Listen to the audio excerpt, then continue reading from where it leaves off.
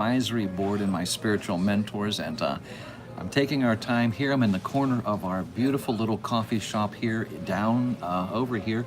Well, not downtown, but on the edge of town, and I've enjoyed this for over a year. I've been coming here on Thursdays, and I appreciate you joining me here. It's wonderful to have you here. It's not as cold as they predicted. They kept saying on Wednesday, boy, we're going to get slammed with cold, and it's just not happened. As a matter of fact, they're telling me looks like the change in the radar is going to be a warming trend, but we're talking about a very wet Christmas. It just depends on where the weather's going to change, whether it'll be snow or rain down here too. Johnny, I want to thank you once again. You came into the pinch. You are an all-star over on TikTok. You soloed it, and that really meant a lot. That was really very kind of you too. Thank you so much, Ryder, checking in here. You got your coffee ready to roll here. Thank you to coming to the coffee shop here, Ryder. Good to see you here. I appreciate you all joining us here, and we'll be going on for an abbreviated time, as I usually have, when the mentors start walking in, and then I'll shut her on down. I'm going to say we have about a good 20-25 minutes, and we'll go straight to Q&A here, and I'll get going. Estella, good morning to you. Thank you, Johnny, for laying down the rules. And here comes Miss Christina helping you out. Boy, I'm telling you what, Johnny soloed last hour, and he did a great job here. Erica, good morning to you. And there's Whispering back with us. Glad to have you here as well. We've got Jay joining us, and I give you a good morning back. Jay, thanks for joining us. Trisha, God bless you. Yes, you've got it in Concha. Oh, I love that name. Concha, Michigan. It is a little bit more temperate, okay? You take care of that arthritis. I know that can be a real, oh boy, that can really stop your day, can't it? It can really pull things out, so be very careful. Thank you. Julia, thank you for joining us over from the UK.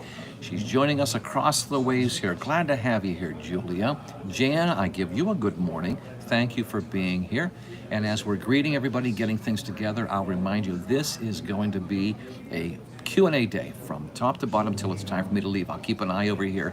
Joe, good to see you. Thank you for joining us here. It's good to have you once again. Good to see your name back here. I'm in Greenville, South Carolina. Came down here from up country, puttered on down in the pickup truck early this morning. We're picking up my daughter from college, and we're going to be heading on over. Afterward, among other things, we're going to do a little Christmas shopping here. Turtle, good to see you. Thank you so much for coming over here. Get your coffee, get ready, or cocoa or tea, whatever your delight is, my friends, on here. And so you come and we'll have a good study here.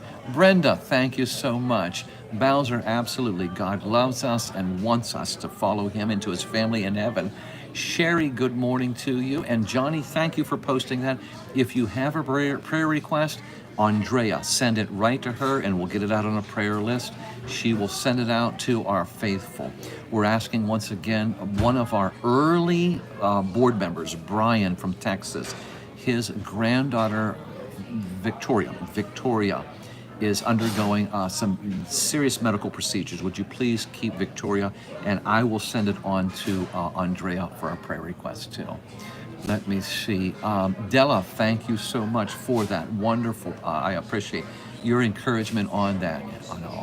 So, Judy starts us off from Arizona. How big is heaven?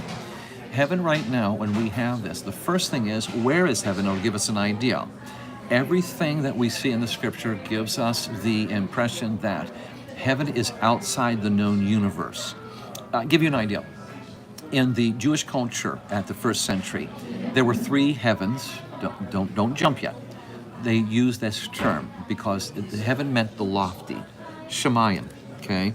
The Hebrew word meant, so the first heaven was the atmosphere, birds, kites, thunderstorms, clouds. The second one was outer space, comets, asteroids, Venus. That's the second heaven, okay? That's the known universe.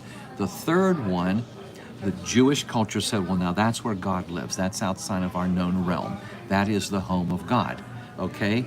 So there is no definite. As a matter of fact, the only definition we see in which we can grasp an idea of the literal is in Revelation 21 and 22. The New Jerusalem on the new earth is given as approximately, in American English miles, in every direction, would be 1,500 miles, just under 1,500 miles in each direction.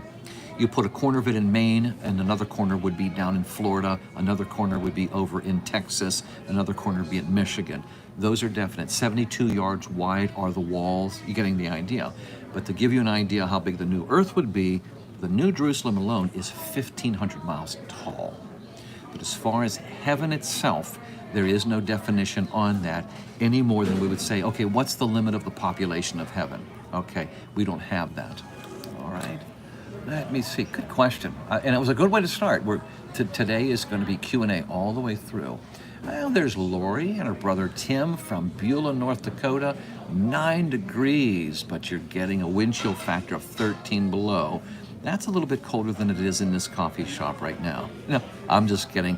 I don't even know what our temperature is right here, but it's not anywhere as cold as you are in there, Lori. So be safe. Wonderful to have you here, and it's an honor to have you here. I really appreciate you representing North Dakota here. Let me see. Oh yeah, thank you, Johnny. Thank you. I don't want to forget that. And I just want to say this very quickly. Last week, exactly 1 week ago, when I was here in Greenville, I was met by an anonymous donor who said, I'm going to give you a matching challenge to your people. I will match every dollar given to the ministry. And I want to remind you, you can do this through theheaventour.com. Theheaventour.com under partner. He says up to $7,500. If somebody gives $10, I'll make it worth $20. If they give $100, I'll make it worth $200.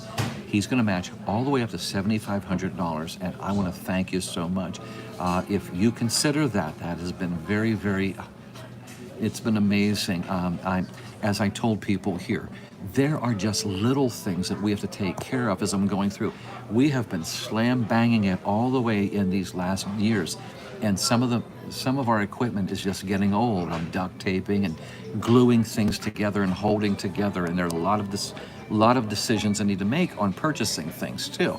And you're making it possible. From the insulation to the flooring on the barn, to us getting a new computer, new microphones and things like that. Boy, I appreciate it. 2, storing up against any injury to the car, mechanical problem to the car. We had just put on struts not too long ago on the Honda CRV. That's my long travel car too. And so we're getting a kitty together, like a vault of money to hold against any things. We had tried to raise money to purchase a new car last year, as you know, and in the midst of that, the prices jumped. And when we raised the money, $12,500, we went back to the auto auction here, and he said, sir, there's no way you're going to find anything that you need to go on the road for less than 19. As a matter of fact, right now, the one you need is less. I can't give it to you, and I'll give it to you at cost. We'll take nothing from it. It's at least at 20. Okay, so we just had to take that money and put it into repairs on this one. So anything you give is helping so much, especially since I want to get back to the Appalachian region, in which we're paying almost all of our way on that too. So thank you so much. Appreciate that. Very, very kind. Thank you, Sherry, for praying for Victoria. Noria is also here. Wonderful, and I love that you're here. Thank you so much. Thank you for the encouragement. There's Dan Crane. He's also here helping out. Now we have that whole football line here ready to roll, along with Virginia and Johnny. Thank you very, very much. Pierce, good to see you back. And Dan, thanks for putting that up. That's where you go, friend. We are a 501c3. You will receive a receipt coming in the mail to you immediately for your tax for the end of the year. All right. Let me see. The live streams. Yes. Okay. So here's what we have. The live streams will be held this coming week because it's Christmas week. The next week is when we'll go back to our evening live streams. Johnny, thank you for the evening live streams. We're waiting for not this coming week. I know a lot of you have rapping. You probably saw yesterday as I was actually doing rapping during the live stream. So we'll go one more week. Joe, is there a series of describing verses in the Bible that people can follow for the best overall description of heaven? Oh yeah, I can give you a start right here. No problem. Start off in the last 2 chapters of the Bible, Revelation 21 and 22. And that is so detailed, it just gives you the capital city, the New Jerusalem. 7 characteristics of the city are in there too. You have the description of the walkways, the architecture, the building blocks, the ambiance of it, the music. You have it in there. Revelation 21 and 22, of course, that's a real good start. If you want to get some prophetic passages about the upcoming new heaven and new earth, I'm talking about the final destination of the believers, take a look at the prophecies in Isaiah 65, starting verse 16. The troublesome times will be hidden from us. The new Jerusalem will be a rejoicing, verse 18, to there. As a matter of fact, verse 17 says, the new heaven and the new heavens surrounding the new earth will be so much that the former ones will not be remembered. In other words, in comparison, you can't match a comparison with it. It's going to be so stupendous. Yeah, Isaiah 65, 66, Revelation 21 and 22. Start with that. Start with that, and that'll give you, yeah, absolutely. Go on through there. Della, do I do a Bible study? Every day right here, okay? Every day here on YouTube. I have this time for a Bible study in the morning, Monday through Friday, 9:30 here. And then on TikTok earlier, I go 8:30 a.m. Eastern Standard Time. All of them are Eastern Standard Time. I'm now doing a daily on X, Twitter X. It's approximately 3:30 to 4 live over on X. On there, you go under The Heaven Guy. On there, we're now, as Johnny just said, evening live streams. Those are the Bible studies. Now, if a church or a group or a camp or an assembly calls me to go and actually put my feet on the ground in their venue, I'll do that as well and have a Bible study. For example, Miss Amy, Mr. Jared here, they organized for me to come out and fly out to Grand Junction, Colorado, and go to their house and speak. And they jammed their wonderful big ranch house with people. I'm going to take a guess, and I believe that Miss Amy's on here. Was it about 30 to 40? About 40 people. And I just say this, if I'm going to make the trip, if you can RSVP and make sure that there are 20 people there, I don't ask for a penny. I do not ask for a penny. We paid for our own way to fly out to Colorado, okay? Same thing out in California too. Had an assembly. We had anything from meeting in a church to a Saturday morning gathering to actually meeting in a Bible study at somebody's house. So those feet on the ground. The Hispanic churches ask me up every year in Easton, Maryland, and one time they rented a gymnasium, another time a little convention room right next to a hockey rink and everything. Hey, listen, call me by email, brad@theheaventour.com. I'll be there. I'm looking for it, okay? Let's see, as we're going here, let me see. Oh, there's our man on the road here. Once again, a FedEx guy. It is no rain, but a cold, busy day here in Gallipolis. Stay careful, stay safe, and stay warm. Thank you so much, Guy, for being here, and I appreciate it. I laid out on the porch for my FedEx guy, I laid out Christmas tree cakes. These little Christmas tree cakes I put out. And then for about a couple of days, I didn't see any of them move. I have them sealed in a box. I'm like, oh man, I came home yesterday, they were gone, and all of our packages are laid on the porch in a nice little neat row. Yeah, we got a good relationship going. You got to have those cakes when you're on the road. You know what I mean? All right. Joe, let me see. Okay. My daughter started asking me how beautiful heaven was, and I wanted to read it to her. Oh, absolutely, absolutely. As a matter of fact, you read the beauty of the millennial kingdom and walking with the Lord, or Revelation chapter 21 and verse 3 of God walking with us, dwelling with us on the new earth, which is heaven on earth there. Revelation 21 and 22, you're going to find some amazing stuff there. And we have Christmas greetings already. Listen to this. They're all passing Christmas greetings, and it just stuns me one more time to realize how close we are. Less than a week. This is amazing. I'm still trying to get into it. All right. Wonderful, Matt. It's good to have you on here. Thank you for joining me in the coffee shop. I'm usually at the barn up in Upcountry, South Carolina, but welcome to the Heaven Tour Ministry here, taking questions about heaven and studying heaven here. Thank you for joining us. It really means a lot here. I've gone down to the bottom, so if you have a question, you can put it right in. Let me fire up the computer again. Okay, I've got it ready to go here. Let's take a look. All right, Tim, good question. There are many NDE testimonies. Does the Bible support this? The Bible's silent. And here's the reason why. Do you have those that had visions of heaven in the scripture? Well, of course. You have Ezekiel chapter 1, Revelation chapter 4, Isaiah chapter 6, 1 Kings chapter 22. You have those. And they're set in stone, God who cannot lie. Titus 1:2 makes it very, very clear. But I will receive regular emails on people who have had near-death experiences or visions. And what I find, as you would find, is many of them will contradict. They will not overlap in a consistent way. And so that's why we don't go to them here. When you say, does the Bible support them? That's kind of a broad term here. You're saying all of the NDEs. No, we know in history that there are people that have openly come back. Thomas Nelson Publishing took a bath on one published book in which a young man said, I admitted I lied, I just wanted the attention. So we've got people that will do that or embellish on those things, or there are things that are inconsistent with the Bible. There was a best-selling book in which the person said when they went to heaven, they saw their relatives and everybody flying around with wings. People don't become angels, and so I discount the whole book. If you've got one thing wrong, where's the consistency here? Where's the reliability on that too? You see what I mean? So we don't go there. As a matter of fact, I've had churches actually say, Brad, before you come up here, I remember a church in Pittsburgh said this, would you please release a statement to us by email that you will not talk about visions or dreams or NDEs? I said, you're right up my alley. I don't do that at all. We go to the scripture and they go, great, come on up here. I had a wonderful time with them. All right, good questions so far. We're getting going here. Ray, well, there's my good friend. Here's Ray Diedrich. This is a very, very committed man to honoring Jesus. Ray, it's an honor to see you over in East Tennessee here. Merry Christmas to you. I appreciate that. And I hope to be over in East Tennessee this next year at least twice. And if I do, it would be an honor to meet you once again. Been a number of years here, too. Thank you so much, Ray. Boy, it's good to see you. He was once a chaplain for a motor raceway, Atomic Speedway, back years back over in East Tennessee, and boy, he had a great outreach there. Been over to Romania a number of times too. Ray has. Always good to see his name here too. All right, let's take a look here. Virginia's reminding you about the books.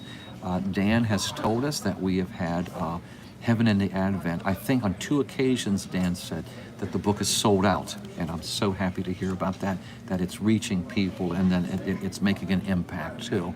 The 4th book, I think, which should be ready by the last week of January on here. And I am giving away the books you send in. I have a Christmas card, the Meyer family, Jan Myers, her family just won another book, and so if you send in Christmas cards or anything, greeting for the beginning of the year, I'll put it in the hat. Just keep giving away books here too. Danielle, an audio version? No, we don't have them on audio version yet, Danielle. That's one of the things that we want to do. But my big work right now during the time that I'm not traveling during the winter months was really shoring up all of our work on the social media, such as Instagram, X, and things like that. Audiobooks has always been a desire, but we just haven't got around to it yet. Very small crew here of volunteers. I'm really the only one on the staff. All right, Laguna Beach is checking in with Noah. Good to have you. I appreciate that. And as Johnny said, they're all. We don't have a warehouse on our property. They're all available through Amazon. All right.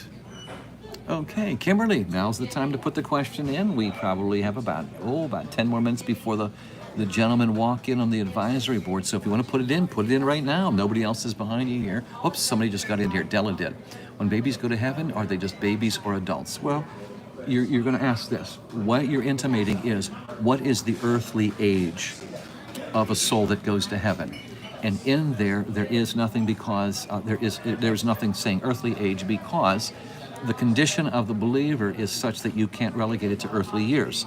2 Peter chapter 3 and verse 8 says, don't confuse heavenly time with earthly time. A day is as 1,000 years, and 1,000 years is as a day. And that's so the calendar goes out the window as far as an earthly calculation. His name is El Olam, the God of time. And it tells you in Isaiah 57:15, he's the God of eternity. And Psalm 90, verse 2 says, from eternity to eternity, you are God. Verse 4, 1,000 years in your presence is as yesterday afternoon or the evening hours. And so in that, we can't put a time down. It's more the condition. And what I can tell you is, in the scriptures, we take a look at every time that there is a conversation or an action by a resident of heaven, then they are in an adult presentation. And that's all I can tell you on that. And so I'll leave it at that. Joe, is there solid, obvious scriptural answer to pre-mid? Okay, Joe, I'm going to stop you there, okay? You must explain these things. We have a hard standing rule here. Anything that somebody walking in would not understand, we will not answer. So when you're using these abbreviations or this phraseology, you need to back up and walk it through. as if somebody walked in here and really had very little idea of what the Christian faith was about.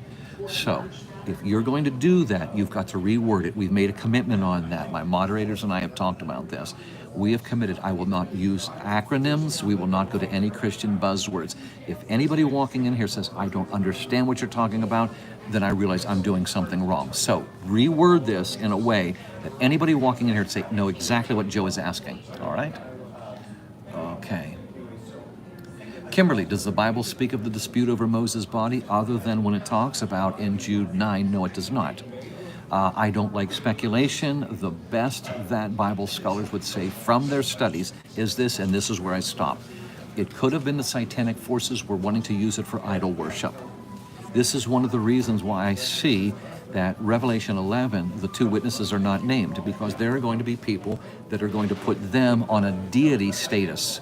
Oh, after all, you know, during the New Jerusalem, they resurrected and everything like that. They're purposely kept anonymous in the same way there. That is the best conclusion by Bible scholars, is that the satanic forces were going to hold it up above. I mean, after all, Moses, I mean, who wouldn't want to go to war over his body? I mean, it would be something akin to as saying that, and actually having found the Ark of the Covenant. All right, Gunners. Okay, no problem, Joe. It's something we all want to do.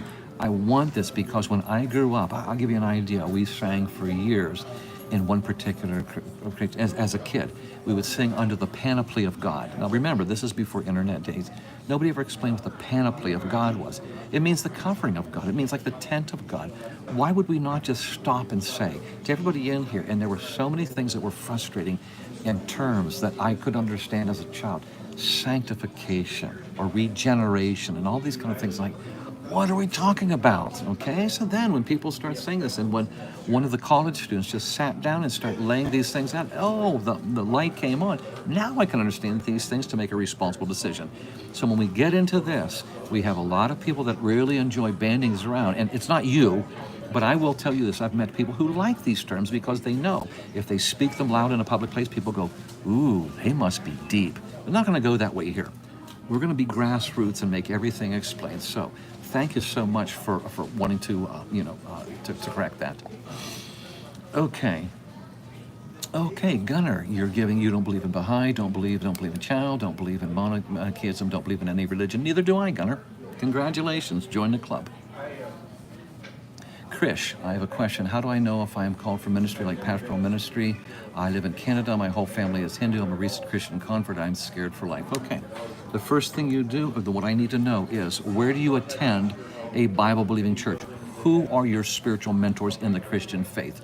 Let's start with that, because that's the way you're going to get an answer for this, okay? One of the first things is, as I'm doing in probably 10 minutes, I go on a constant reminder to go to spiritual mentors and an advisory board and say, this is the direction, is this right? As I've said many times, Krish, I headed in a direction and the board goes, they've been very kind. I'm telling you, there was one, and I knew, I mean, I ate, I slept, I dreamt, I knew this is what we're going to do. We're going to purchase some property. This goes back 3 or 4 years. They were very kind. They walked with me, and then I finally turned and I said, this is not good, is it? And they said, well, we wanted you to have the dignity to come to the conclusion, but no, it's not a good idea. All right, that's what you do. That's what you do, okay? All right, let's see. Well, the first thing, Area, answer me on this. Do you, before you keep going on a conversation, do you have a Bible-believing church? Do you have Christian mentors, all right? All right, Garrett. Okay, how can Christians believe that God is a man when the Bible clearly states that God is not a man nor the Son of Man? Garrett, you're going to have to show me the scripture on that, because Jesus clearly says in Revelation chapter 1 and verse 8, I am the Alpha and the Omega. John chapter 10 and verse 20, 10 and verse 30, I and the Father are one. I want you to read Daniel chapter 7. And after you read that, get back with me, okay? And then we'll talk about that, because I see my first mentor just came over, but I'm going to hang on for a few minutes here. Okay, Gunnar, what makes Christianity true other creed? Okay, what makes true over another creed? Take a look at I would start with the prophecies. Go and take a look. Micah chapter 5 and verse 2. We know by carbon-14 dating the ages of the manuscripts of the 66 books. Micah 5:2 is 500 years before the completion of that. The prophecy is going to be the Messiah, whoever he is, going to be born in the cow town of Bethlehem. Population of about 90 when the prophecy was made and when it was completed. 500 years later, it happens. Zechariah 11:12. Whoever the Messiah is going to be, they're not going to accept him. They're going to reject him. They're actually going to betray him for this odd sum, 30 pieces of silver, Zechariah 11:12. Do you know what happens? Luke chapter 23, or 400 years later, it happens. 1,000 years before it actually happens, there's a prediction to excruciating detail. Psalm 22, the messianic prophecies of this one going to the cross, nailing hands and feet. There was no such thing as crucifixion. That wouldn't come for 8 centuries. Persia came at 200 BC and invented. So 800 years before it was even invented, and nobody did anything in capital punishment in which your hands and feet were pierced. Take a look at Psalm 22. 1000 BC this was written. We know the ages of the manuscripts. And it came true. John chapter 19, Matthew chapter 27, Mark chapter 15. All right? You get it? So start with that. God, I was the same way as you, and I'm going to repeat this. I'm not into religion, okay? Not in the way that the today's parlance is, of rituals and liturgies and robes and candles, no, okay? But when my brother died 13 years ago, it renewed this, that I don't go through habitual walk. I go through the seriousness of knowing where I'm going to be 1,000 earthly years from now, that there is a deity that cares about me, that I have a purpose in this life. Write me, brad@theheaventour.com. The administrators are coming in right now, and I've got to go, friends. All right? Thank you so much. Great questions. We've got to carry them on over for tomorrow morning. TikTok at 8:30 a.m. Eastern Standard Time. YouTube 9:30 a.m. Eastern Standard Time. Got to run here. I see them all coming in fast. Moderators, thank you so much. People, friends, I appreciate your questions. Very good. They're all met in the same spirit in which they were given. As you had just wanted to know an answer, I've done the best I can from the scriptures here. Thank you so much. The ministry's Heaven Tour. The podcast is Questions About Heaven. The website is theheaventour.com, C-O-M. God bless you. Take care. Moderators, once again, hats off to you. You did a great job. God bless you. From the coffee house, this is Brad. Take care. Have a wonderful day.